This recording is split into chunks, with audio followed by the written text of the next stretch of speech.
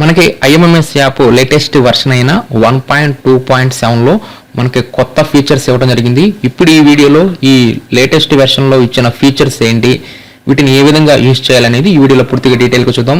ముందుగా ఈ లేటెస్ట్ వెర్షన్లో ఇచ్చిన ఫీచర్స్ ఏంటంటే అటెండెన్స్ కన్ఫర్మేషన్ మాడ్యూల్. ఇది ఎందుకు ఉపయోగపడుతుంది అనేది మనం నెక్స్ట్ చూద్దాం. అదేవిధంగా ఆయా పేమెంట్ డీటెయిల్స్ కన్ఫర్మేషన్, ఆయాకి కూడా ఇక నుంచి డైలీ అటెండెన్స్ని మనం ఈ యాప్లో క్యాప్చర్ చేయాల్సి ఉంటుంది.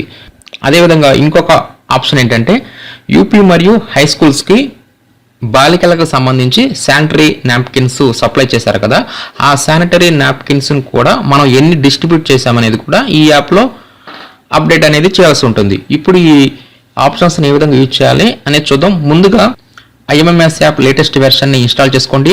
మీరు ప్లేస్టోర్లోకి వెళ్ళైనా సరే మీరు అప్డేట్ చేసుకోవచ్చు, లేదంటే నా వెబ్సైట్ అయినా amravati-teacher.com నుంచి అయినా సరే మీరు ఈ యాప్ని అప్డేట్ అనేది చేసుకోవచ్చు. దీని కొరకు ముందుగా మనం గూగుల్లో అమరావతి టీచర్ అని చెప్పి సెర్చ్ చేయగానే ఓపెన్ అయిన amravati-teacher.com ఓపెన్ చేయండి. ఇక్కడ మీకు ఐఎంఎస్ యాప్ లేటెస్ట్ వెర్షన్ ఉంటుంది. ఈ న్యూ లింక్స్లోనే ఇక్కడి నుంచి అయినా సరే మీరు లేటెస్ట్ వెర్షన్ని ఇన్స్టాల్ చేసుకోవచ్చు.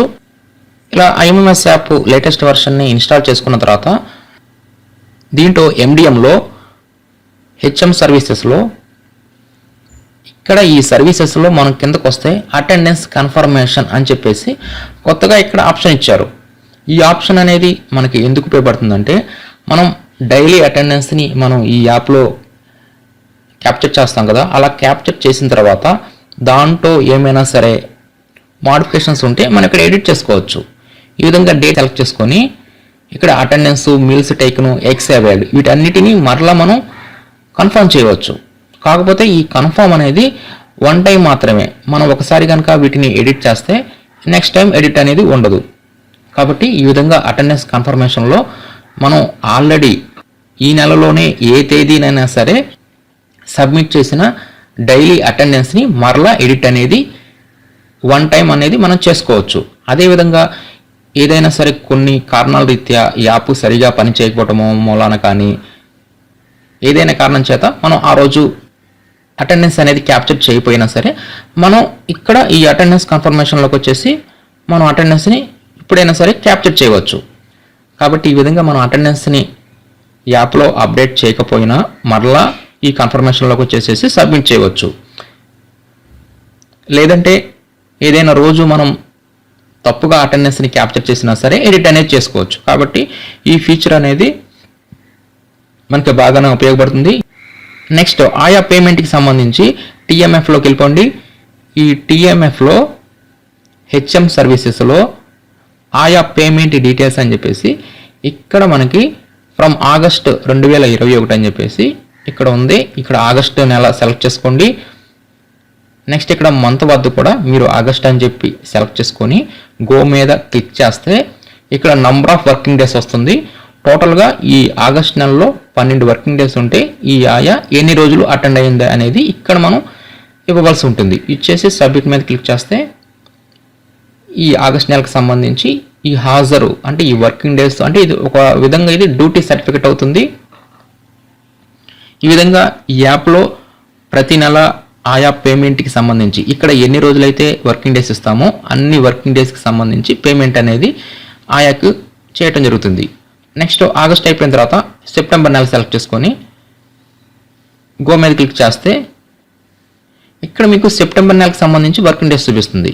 నెక్స్ట్ అక్టోబర్ గో మీద క్లిక్ చేస్తే అక్టోబర్ నెలకు సంబంధించి వర్కింగ్ డేస్ చూపిస్తుంది. ఈ విధంగా ప్రతి నెల వర్కింగ్ డేస్ చూపిస్తుంది.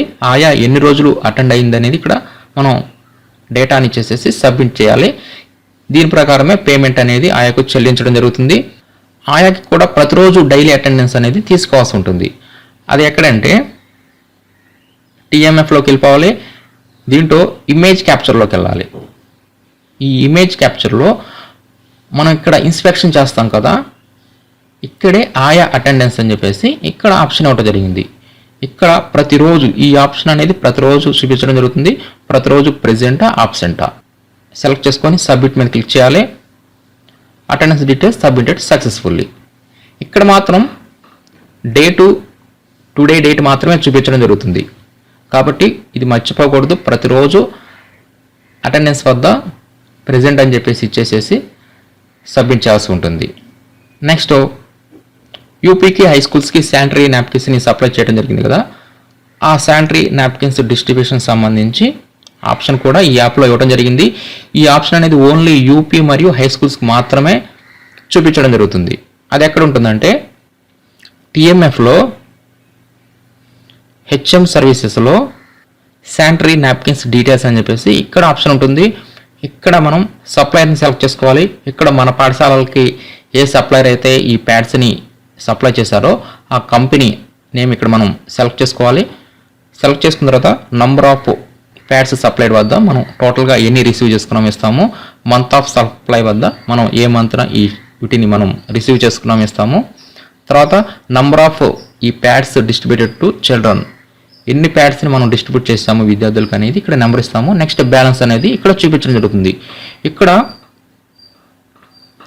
టోటల్ 1000 వచ్చినాయి అనుకోండి, 1000 ఇచ్చిన తర్వాత ఇక్కడ బ్యాలెన్స్ 1000 చూపిస్తుంది. నెక్స్ట్ డిస్ట్రిబ్యూషన్ మనం ఒక 600 చేసామనుకోండి, ఇక్కడ బ్యాలెన్స్ అనేది మైనస్ అవుతుంది. ఈ విధంగా మీరు ఈరోజు 600 ఇచ్చారనుకోండి, సబ్మిట్ చేసేయండి.